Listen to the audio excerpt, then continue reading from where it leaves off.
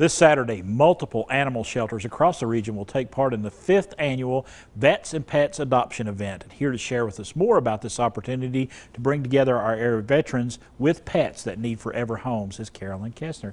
Good morning, Carolyn. How are you? I'm good. How are you? Let's give us more details about this. Tell us about Vets and Pets. Vets and Pets. I started Vets and Pets in 2017. A local veteran by the name of Jason Salling was a friend of mine. He had a cat that was real important to him, that helped him when he came home from overseas, and something bad happened to that cat. Someone did something not nice to that cat. He was the subject of cruelty, and Jason lost his cat.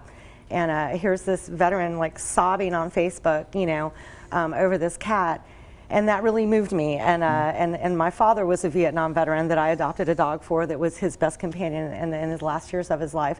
So I thought, let's get Jason a new cat. So I reached out to, at the time it started with the Kingsport shelter. Right. That's back when they were SBK. Kingsport and Sullivan County were together.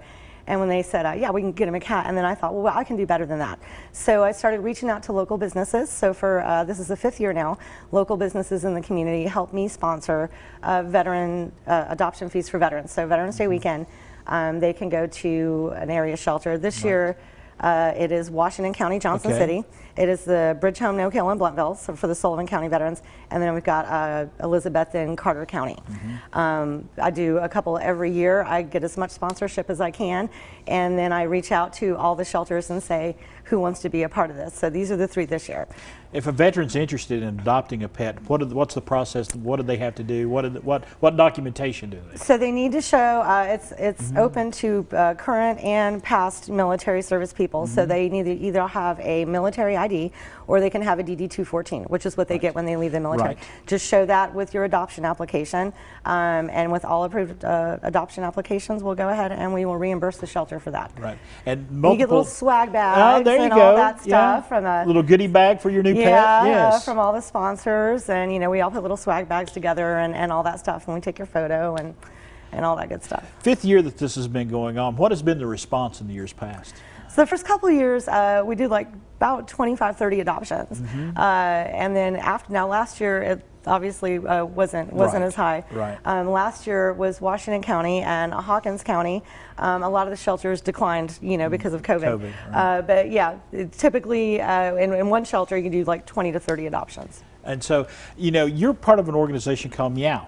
Tell us about it. Meow Events and Marketing. That's just kind of the name I work under. I started helping animal shelters and rescues when I moved here from the Tampa Bay, St. Pete, Florida area.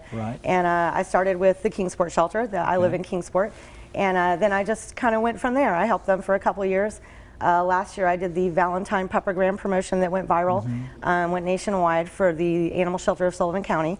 That's one of the things that I created to help raise money for them. So I've been doing it for several years. I do all the marketing and community outreach for neonatal kitten rescue. So I help a lot of organizations, and I just like to come up with fun ideas. And I think the last time I was here, it was the Pet Works Show Me Your Pitties. I was on here with Tank. Yes. He took a nap. So I went independent so that I could spread my goodwill and help all area shelters and rescues and not just be limited to one. And so that is Meow Events and Marketing. This is going on Saturday, but these different animal shelters open at different times, so you need to check on the opening times. Yeah, they're generally all somewhere between like noon and 1, I think, but they might vary a little bit. So with those 3, now, never know what's going to happen this week. If I get more sponsorship money, I might reach out to another one and go, hey, you want to come on board?